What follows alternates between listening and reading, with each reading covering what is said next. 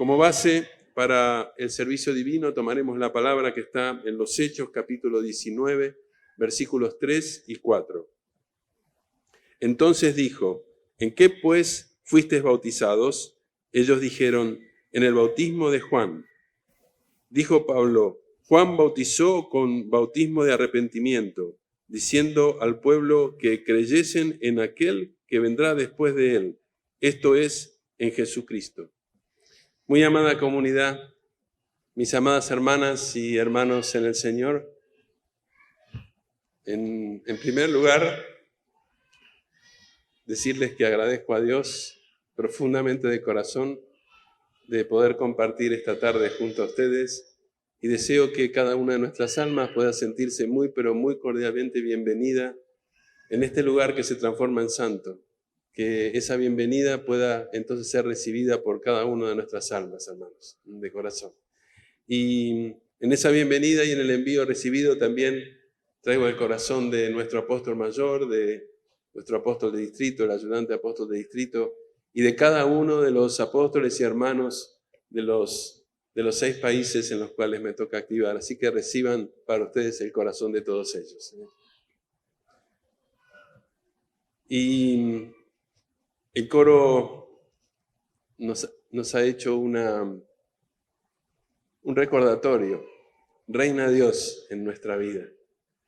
Y quizás quisiéramos preguntarnos si esto hoy aquí es así, porque con seguridad que cada uno de nosotros le toca llevar diferentes situaciones, diferentes circunstancias, y tenemos un enemigo en común que tiene la habilidad de, a veces no convencernos, tiene la habilidad de confundirnos.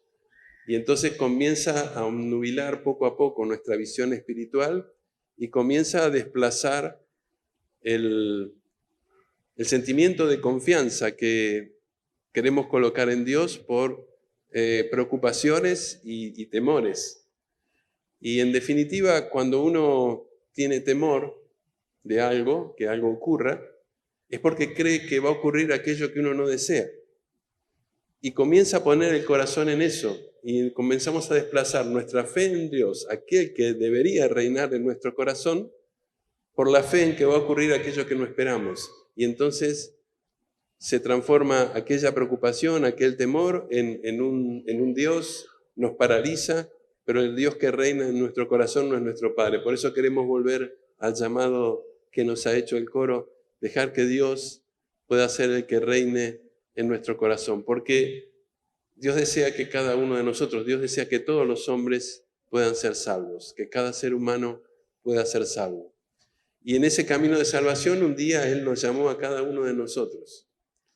Pero queremos valorar lo que implica ese llamamiento y entonces colocar nuestro corazón cada vez que Él nos llama bajo la palabra es parte de la tarea que nos toca. Para poder transitar el camino, para poder alcanzar la salvación de nuestra alma, pero también para poder ser una herramienta en manos de Dios para todos aquellos que nos rodean. Es decir, que tenemos una doble misión: cuidar la salvación de nuestra alma y tratar de ser una ayuda para aquellos que nos rodean, para que también este deseo del Padre de que todos los hombres puedan ser salvos pueda cumplirse. Y he tomado este texto de los Hechos, donde el apóstol Pablo estaba en Éfeso, y entonces allí en Éfeso había algunos discípulos de Juan el Bautista. Y justo estamos, si hacemos el cálculo, estamos a 6 meses de Navidad, que festejamos el nacimiento de nuestro Señor Jesucristo. Y en la liturgia cristiana se lleva como parte de ese conocimiento que 6 meses antes había nacido, 6 meses antes de Jesús había nacido Juan el Bautista. Así que podríamos decir que también en este tiempo recordamos el nacimiento de ese hombre que, como dijo Jesucristo de él, entre los hombres no hubo más grande que él. Pero lamentablemente él no pudo permanecer en el seguimiento a Cristo. Y tuvo que decir, pero en el cielo es el más pequeño. Y sin embargo queremos tomar de esta palabra que he leído cuando el apóstol Pablo les pregunta a los discípulos de Juan, ¿en qué bautismo ellos habían sido bautizados? Y ellos le dicen que habían sido bautizados en el bautismo de arrepentimiento de Juan, que era la prédica que Juan llevaba hacia adelante. Llamaba a aquellos que le rodeaban a arrepentirse. Pero también predicaba que ese era el paso inicial para poder recibir aquel que vendría después de él. El Cordero de Dios, el que iba a quitar el pecado del mundo. Es decir, que estaba abriendo el camino para todo aquello que luego Jesucristo iba a dejar. Y aquí quisiéramos quizás detenernos porque el arrepentimiento, el bautismo en el arrepentimiento de Juan no es el bautismo cristiano. Por eso también Cristo se hizo bautizar, para que todos vieran que ese era un paso, un primer paso, es decir, la posición de arrepentimiento era el primer paso para luego poder transitar el camino hacia Dios. Y entonces uno puede decir, bueno, pero ¿cuál es la diferencia entre aquel bautismo de arrepentimiento y el bautismo cristiano? El bautismo cristiano es un sacramento. Un sacramento es todo aquello que nos permite, a través de esta gracia de Dios que permite a través de los sacramentos, relacionarnos con Dios. Y entonces el hombre, cuando cayó en pecado, se estableció esa distancia entre cada uno de la creación de Dios y Dios mismo. Pero Dios, a través del bautismo en Cristo, entonces nos permite que aquel pecado original pueda ser lavado de nosotros, librado de ese pecado original, pero también se abre el camino de nuestra relación para con Dios a través de Cristo en el seguimiento a Cristo. Y entonces, todo aquel que recibe el bautismo en el nombre del Trino Dios y sigue a Jesucristo, forma parte de la Iglesia de Cristo. Pero aquí hay un punto que podríamos decir es fundamental. ¿Qué significa seguir a Jesucristo? Porque no se trata de palabras, no se trata de lo que decimos, sino se trata de nuestro sentir. El poder recibir el bautismo y decidir en Cristo y seguir a Cristo significa que en nuestra vida tiene que haber un cambio. En ese arrepentimiento, cuando transitamos ese camino de arrepentimiento, tiene que haber un cambio en nuestro sentir, en nuestro pensar, en el corazón y en nuestra mente. Decidirnos a poder tomar a Cristo como el modelo. Porque cuando hablamos de arrepentimiento, uno dice, ¿arrepentirme de qué? Para que uno pueda arrepentirse de algo, tiene que tener un modelo con el cual compararse. Y para nosotros ese modelo es Jesucristo. Y entonces nosotros nos miramos a Él. Pero cuando nos miramos a Él nos damos cuenta de que hay cosas que tenemos que cambiar en nuestra vida. Y este podríamos decir es el primer paso. Porque el arrepentimiento es parte de lo que se llama la penitencia. Pero no es la penitencia que nos llama podríamos decir, el camino del castigo, porque cuando hablamos de penitencia, pareciera que es la penitencia que uno tiene que recibir como un castigo, algo que no hizo bien. No. Nuestra interpretación de la penitencia es, el primer paso para el camino de la penitencia es darnos cuenta que algo no hemos hecho bien.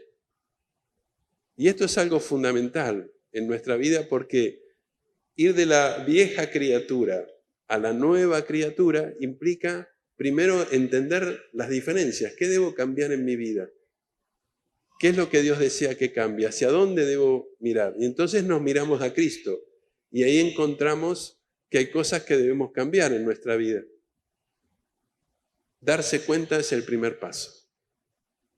Ese darse cuenta es el primer paso que luego nos lleva a que cuando nos damos cuenta, si realmente tenemos un sentir en el cual queremos dejar de lado aquello que no hemos hecho bien y queremos arrepentirnos, Dios a través del bautismo de agua ha abierto el camino a su relación con Él. Y entonces transitamos ese camino del arrepentimiento diciendo, amado Dios, me he dado cuenta de que esto no está bien. y lo reconozco, primer paso. El segundo paso es hacernos responsables de aquello que nos hemos dado cuenta que no hemos hecho bien. Porque hay una reacción, podríamos decir, natural que tenemos los seres humanos. Y es que cuando hay algo que no hemos hecho bien y nos damos cuenta, enseguida buscamos por qué no lo hemos hecho bien. Esto está bien, es correcto. Pero el problema es que no es que vamos a buscar la causa raíz. Normalmente nuestra reacción es mirar quién es el culpable de aquello que no hemos hecho bien. ¿Por qué no lo hemos hecho bien? Y si me permiten, no sé por qué ahora me recuerdo, en una oportunidad íbamos camino a una comunidad. Yo era la primera vez que iba a esa comunidad. Por ello, uno de los hermanos me dijo, mire, yo voy a ir adelante con el vehículo, usted me puede seguir. Pero en el camino se largó una tormenta muy fuerte, así que tuvimos que ir en forma lenta y comenzó a hacerse tarde, de manera tal que este hermano comenzó a ir cada vez más rápido. Yo lo seguía y en un momento dado, él, sin hacer ningún tipo de indicación, frenó y dobló. Y yo iba atrás. ¿Cuál fue mi primera reacción ante la actitud de este hermano? Dije, ¿quién le habrá enseñado a manejar? Y quien iba al lado mío, la voz de la conciencia, me dijo, no es que cuando uno maneja, y más en días de lluvia, tiene que dejar la distancia suficiente entre los vehículos para que si el de adelante frena, uno tenga tiempo para frenar. En mi caso, la causa de que casi choco al otro era que el hermano no sabía manejar, no que yo no sabía manejar. Y esto, hermanos, llevémoslo a lo cotidiano. Hace poco me decía un hermano, ¿cómo será esta cuestión que siempre buscamos culpable? Que estaba cenando, tiré la botella que estaba sobre la mesa con la mano y pregunté, ¿quién puso la botella al lado de mi mano? Estas son las reacciones que solemos tener. Materialmente esto tendrá su consecuencia, pero se dice que es exitoso en la vida aquel que puede aprender de sus propios errores. Pero para ser exitoso, ahora no hablemos de la vida material, vamos a nuestra vida espiritual. Si he cometido errores que los veo mirándome con Cristo, entonces lo primero es darme cuenta. Pero cuando me doy cuenta, lo que no tengo que hacer es echarle la culpa al otro, sino mirarme interiormente y hacerme cargo, decir, esto es mi responsabilidad. Y yo quiero cambiarlo. Y no voy a tomar el trabajo, no me voy a tomar el trabajo de justificarme por qué le hice mal, sino que voy a dejar que aquel que me ama, aquel que murió por mí, aquel que me conoce, aquel que sabía en qué circunstancia estaba yo cuando no tomé la correcta decisión, sea el que me justifique frente al Padre. Aquel que murió por mí en la cruz es el que puede justificarme. Y entonces, en ese camino de la penitencia, me di cuenta, me arrepentí porque me hice cargo, no le echo la culpa a nadie. Digo, Padre, esto lo quiero cambiar. Me propongo a cambiarlo. Y ahí viene nuestra gran lucha, hermanos. Cuando vino otra vez la oportunidad de tomar una decisión y entonces sabemos que está la voluntad de Dios por un lado y la voluntad que tengo yo por el otro. Y a veces entonces la lucha y la penitencia es sacrificar nuestro propio yo para hacer la voluntad de Dios. Y ahí es donde el Hijo de Dios comienza a cambiar, cuando se decide cambiar. El verdadero arrepentimiento entonces está centrado en el deseo de cambio de nuestra vida, de la vieja criatura a la nueva criatura. Pero esto en nuestra vida tiene que ser una cosa constante, hermanos. No podemos hacerlo un día sí y otro día no, porque nuestro cambio hacia la imagen de Cristo es un proceso. Y queremos que este proceso pueda ser cotidiano y disfrutar de ese proceso. Y entonces vivo mirándome a Cristo. Él es mi modelo. Y ahora vamos a volver a Juan. Porque Juan guió a otros hacia Jesucristo, hacia sus propios discípulos. Él los guiaba, le decían, no se queden con esto, síganlo a Él, sigan a Cristo. Y entonces ahora nos toca a nosotros guiar a otros hacia Jesucristo. Y uno dice, pero ¿cómo puedo hacer para guiar a otros a Jesucristo si yo también tengo errores, tengo fallas? El primer punto es ese deseo de cambiar, ese deseo de arrepentirme de lo que no hice bien, tomar el camino de la penitencia que me dice ahora voy a intentar hacerlo bien. Ya esto es fundamental, porque el otro puede ver en mí el esfuerzo de lo que quiero lograr. No importa si lo he logrado o no, el tema es cuánto esfuerzo estoy haciendo, cuánto lo estoy intentando, porque ninguno de nosotros aquí presentes hemos alcanzado salvación. No importa cuánto tiempo hace que somos nuevos apostólicos, no importa si llevamos un ministerio o si no lo llevamos, no importa si cantamos en el coro, trabajamos en el mantenimiento de la comunidad, en la administración, en los arreglos florales, en la enseñanza, en la tarea de ofrenda que fuere. Eso es el agradecimiento de nuestro corazón a Dios, pero esto no nos da crecimiento hacia la imagen de Cristo, sino solo cuando puedo mostrarlo a través de los cambios en mi vida. Dios espera que en tu vida y la mía haya cambios y que estos cambios puedan verse, no para gloria de nosotros, no para que digan qué buena persona esta realmente, sino para que puedan verse las obras de Dios en nuestra vida. De esto se trata, que esas obras puedan reflejarse en nuestra vida, que nuestra actitud pueda ir cambiando poco a poco. Y ahora recuerdo un relato del apóstol Hermann, el apóstol Hermann Ernst de Uruguay. Él en un servicio divino comentó que fue a 50 aniversarios de una comunidad.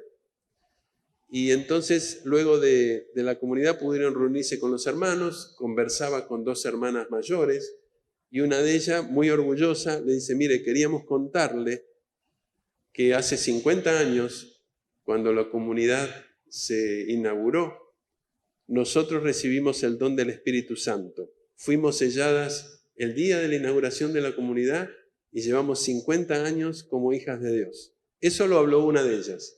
La otra permanecía en silencio. Y cuando el apóstol la miró, le dijo, ¿le preocupa algo? Y esta hermana le dijo, sí. Dice, se notará que hace 50 años que fuimos selladas. Porque en definitiva es lo importante, hermano. No importa la forma, lo que se ve desde el punto de vista de lo que aparentamos, sino lo que va cambiando en nuestro corazón.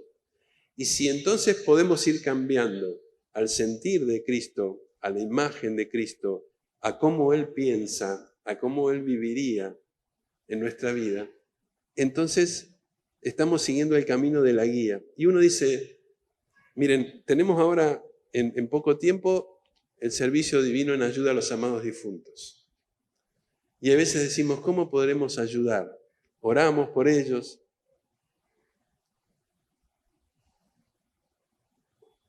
Oramos por los que llevamos en el corazón. Deseamos volver a vernos. A veces nos preguntamos, ¿cómo estarán? ¿Y cuál es la respuesta a esto? Si Dios se preocupa por mí y desea que yo sea salvo, ¿cómo no se va a preocupar por mi ser amado? La gracia de Dios es sobre todo. Pero por otro lado, digo, ¿cómo puedo ayudar? A mi hermano, a mi hermana, a mi ser amado, a aquel que está en la otra orilla. Cuando yo puedo ser creíble y puedo actuar con amor aquí, eso se transmite no solo aquí, sino también en lo que Dios permita puedan ver los que están en la otra orilla. Y entonces, en actitudes muy simples, voy a comprar a un negocio y con seguridad hay una conversación. ¿Y dónde terminan todas las conversaciones? Por lo menos en la experiencia personal. Siempre terminan criticando a alguien. Siempre hay alguien a criticar. Siempre hay alguien a que tenemos que... Y entonces si yo me pongo a pensar, a ese que estoy criticando, ¿no habrá otros que se reflejen en la otra orilla? Porque cuando critico aquí a uno, critico a miles o millones en la otra orilla. ¿Podré ser testimonio después rogando que ellos puedan ser salvos? Si yo invito a alguien a mi casa y después hablo mal de él, vendrá a mi casa.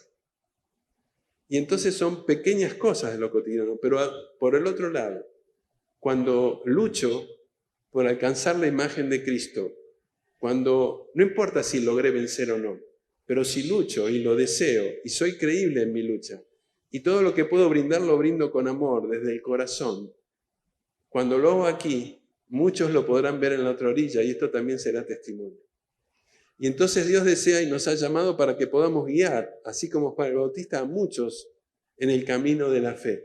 Esa es parte de nuestra misión, lo podemos leer en la misión de nuestra iglesia.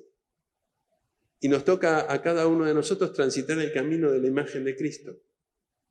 Y nos toca ir creciendo cotidianamente, poco a poco. Porque si alguno de nosotros fuera salvo, ya no estaríamos, hermanos, aquí.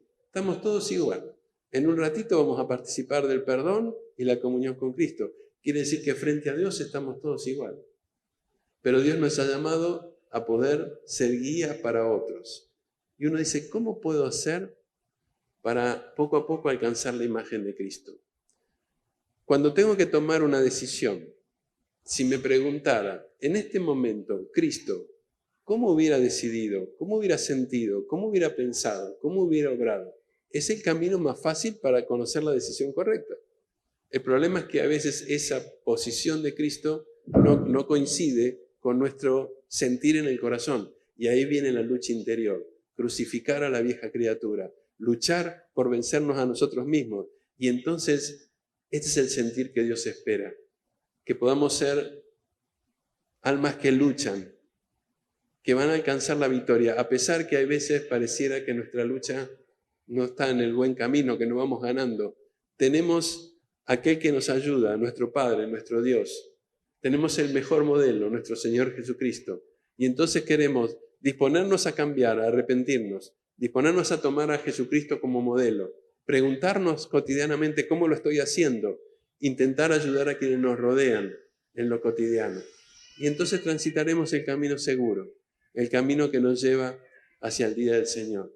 Y este es el mensaje que Dios hoy quiere darnos, poder guiar a otros hacia Jesús, así como lo hizo Juan el Bautista, también con nuestro obrar, con nuestro hablar, con nuestras acciones, con nuestras actitudes, con nuestros sentimientos, con nuestros gestos, porque cada uno de nuestros pequeños detalles son como un perfume que se expande en el contexto, hermano. A veces no es necesario hablar. Con un gesto uno puede manifestar alegría o puede manifestar tristeza. No necesitamos palabras. Ahora recuerdo un hermano que le decía al otro, vos decís que estás feliz, pero tenés cara de 8:20, le decía, porque estaba con la cara triste, ¿no? Y él siempre le decía, dejá de tener esa cara de 8:20, por favor. No sé si se dice de la misma manera aquí la hora, ¿no? Vieron que cuando el reloj marca la hora, a las 8:20, marcan las dos agujitas para abajo, así. Disculpen que lo tengo que explicar, pero son las costumbres culturales de cada país. Pero queremos no mostrar alegría ficticia, hermanos. Nuestro gozo en el Señor es nuestra fortaleza. Y Dios conoce tu lucha, conoce la mía, pero nos ha elegido. Y no solo nos ha elegido para tener comunión eterna con Él, sino que nos ha elegido para que podamos guiar a otros al encuentro de Cristo, con nuestra vida, con nuestra lucha, con nuestra actitud y con nuestras palabras. Que Dios nos permita disfrutar plenamente esta tarea, que podamos ayudarnos todos juntos en Cristo para que esta tarea sea plena, podamos alegrarnos sabiendo que somos una iglesia que sufre, que lucha, pero que va a alcanzar victoria. Amén. Amén.